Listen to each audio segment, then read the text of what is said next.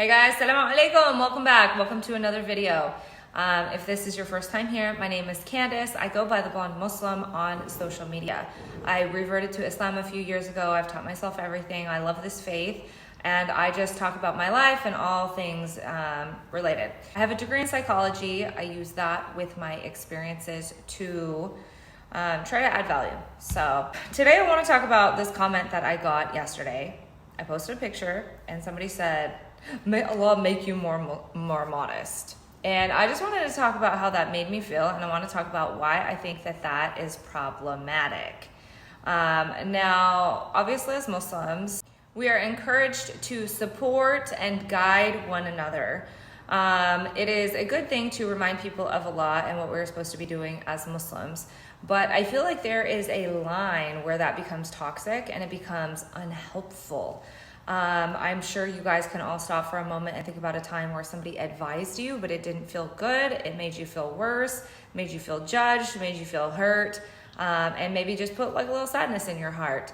I feel like we very commonly twist this facet of the faith, and it has just turned into, especially with social media, it's turned into people just openly criticizing each other, hurting each other's feelings, judging each other, and pushing each other away from the faith, all in the name of, I'm guiding and trying to bring people closer to the faith.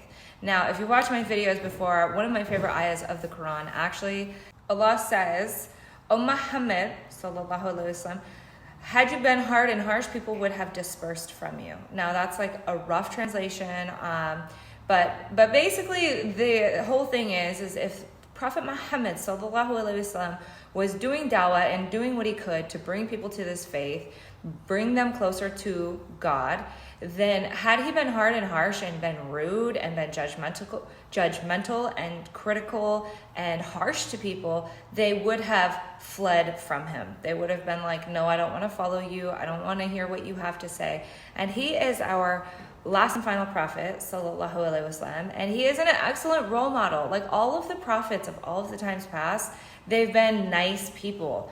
They've shared their message in the story and whatever it is that Allah has told them to do, but they haven't done it like the Pharaoh. Literally, have not done it like the Pharaoh. And these people didn't have to use force, bad language. They didn't have to do any of this stuff to get people to hear their message and want to join in. Now, as Muslims, we're already in it, and it is upon us to say, "Hey, you're not doing a good job." I think that, we want to correct each other. We want to bring each other closer to Allah, to God. We want everybody to pass this test of this life and inshallah get the highest level of Jannah or heaven in the next life.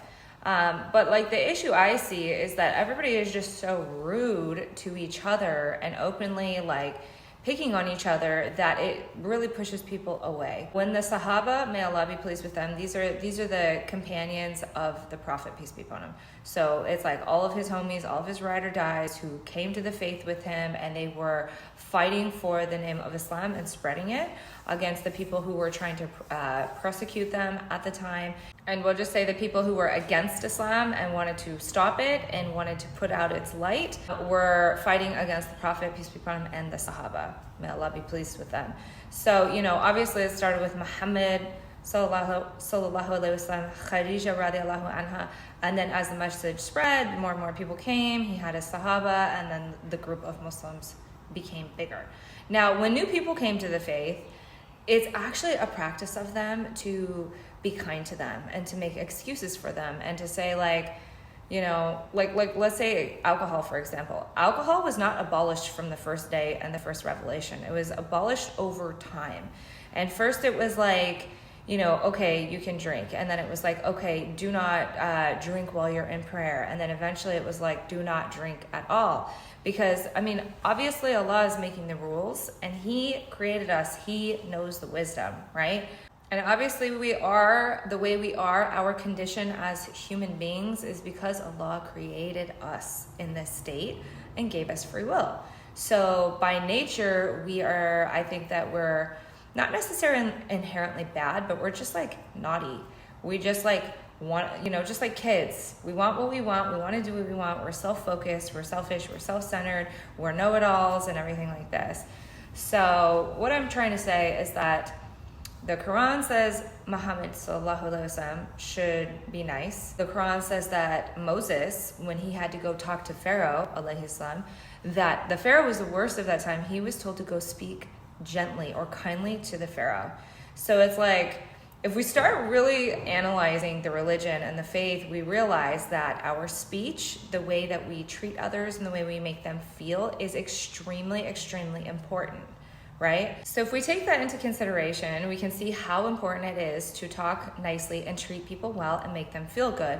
Not only was that a characteristic of all of the prophets, the Sahaba, and everything like this, we should want to implement that too. We are no exception. And it's not an excuse to be like, oh, I'm not a prophet, I don't advise people the same way. But it's like, we have to think about these qualities. We have to think about what the Quran says about how to use our mouths and how to advise. There is a story about the Prophet, peace be upon him, his grandchildren, Hassan and Hussein, and they were playing, and there was a guy who was, I think, making wudu wrong. I'll have to brush up on this story. But basically, instead of coming up and telling the guy, you're making wudu wrong, you're doing it wrong, like, what are you doing? Like, hello, hi, let me correct you. They did it in such a beautiful way where they were able to let the guy know he was doing it incorrectly. It didn't come off as a judgment, a threat, a criticism, or something that was to hurt the man's feelings. And I think the wisdom in this is genuinely that people are receptive and they generally want to do the right things. They generally don't want to do things wrong. They genuinely want to elevate and better themselves, but it becomes difficult and painful in this modern day with social media and all of this connectivity for us just to be totally rude to one another. And so this brings me back to this comment I got where it was like, may Allah make you more modest soon. Ameen. And, you know, so it jogged my like thoughts, and I started thinking about these things. And I'm like, the reason why I think that is problematic is like, I think it was a sister. I don't know you. And that was nice. Thank you for making the dua. May I be more Muslim. May it be easy for the sisters. Ameen. But what I felt like was like that was a judgment. Like, let's get real. It was a judgment, and it was like somebody coming and making dua for me because they saw my picture and they didn't like my outfit or think that I was modest enough. So it's like, as much as I appreciate the dua and the good thinking and the love in everybody's hearts for me to be like the highest version of myself, inshallah, that I will ever be for Allah, it also is very like rude and hurtful to be like, hello, dude, I don't know you, and you just want to come through and make public statement where it was like, let's break it down. What does that really mean? You want me to be more modest. You think that I'm not modest enough, okay? And it's like, what it made me think of immediately was like, dude, you don't know how hard I've worked to get this modest. And this level of modesty isn't good enough for a lot of people, but this level of modesty for me has been a journey, right? So then to just receive that comment, and the reason why it was so invalidating is that I have worked so hard just to get this modest. I have taken 5 years to get how modest I am now. When I go to the gym, when I go places, I'm way more modest than the people in my environments. And so it's like, the thing for me is like, dude, if I've worked that hard to get here and you're out here like criticizing me, you don't even realize how far I've come. And the first example I can think of is like the gym and somebody who's overweight. Let's say somebody is 500 pounds, which is like really big. And let's say they've lost 250 pounds and they're still 250 pounds. They're still overweight, but they've literally lost so much weight to get there. So it's like you have somebody that comes up to them and says, wow, you're still so overweight. Like, I hope, may Allah make you skinny. It's just like invalidating. And so, you know, this has been a central theme for a lot of my YouTube videos and a lot of my talks, if you will, is you don't know what somebody else has gone through. You don't know how hard they've fought to get to where they are. And it's like, if you don't like what you see in someone else, I know that it's upon us to remind and to correct and this, but it's like, I think the rule of thumb is like, if you don't know the person, please don't say something. If you are just following this random person, you've never talked to them and you don't know them, you don't know their journey, just don't say anything. Yes, if you see somebody making wudu wrong, you see somebody praying wrong, I know that we need to correct these things, but like, think about how you would want it to go, because I talk to so many people one of my friends went to the mosque, and I think she like couldn't pray because it was that time of the month, and she was there, and somebody was just so rude to her about, you know, whatever it was, and she was like, I don't even want to go back. And it's like, you know, I hear stories all the time, like somebody's praying like this and somebody's like, you're not doing it right. I've seen actual fights at the mosque. Like, for example, one time in Tarawih, the person I was praying next to was reading Quran off of her phone. And she would set the phone down on the chair behind her because she was older and she couldn't actually like prostrate on the ground. She would sit because her knees were bad or something. And in the middle of prayer, this other lady goes up and she's like doing this to her, and she's like, your prayer is not going to be accepted. Every time you set the phone down, you're breaking your concentration. And it was like a fight, and it was just like, what the heck? Or like one time I went to Juma and I was with a friend, and I'm not like trying to sit and chat and stuff, but I remember whispering something having to do with the khutbah, and somebody behind us was so rude that I was just like, I don't even want to go here. Like, what the heck? So like the moral of the story on this video, guys, is think before you say. If you don't know the person, don't say something unless it's something that literally needs immediate correction. Like, hey, you see a sister praying with her hair out, she doesn't realize she can't pray like that. And I mean, think about how you would want to be advised. Think about how you would want to be treated. And then think about this.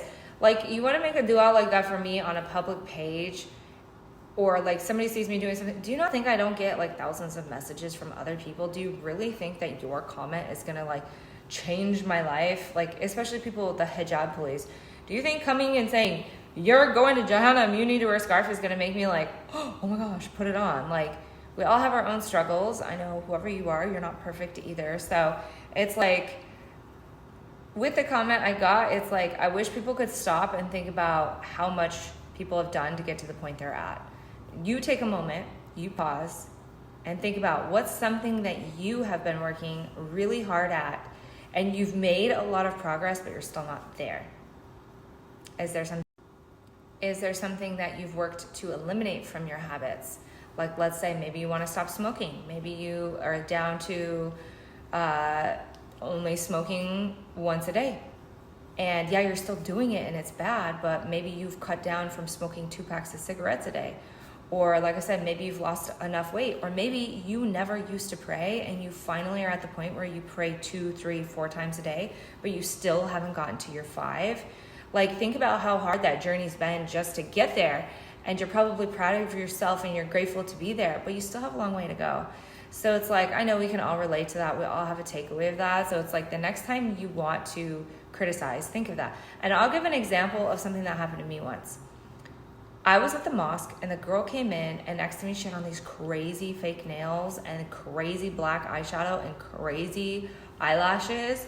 And I immediately was like, wanted to be like, what is she doing? The nerve of her to come in here looking like this. And then after Salah, she turned to me and she goes, oh my God, I was out with my cousin today and I'm wearing shorts and a tank top and all of my makeup. And she's like, and they wanted to come pray and I was gonna wait in the car.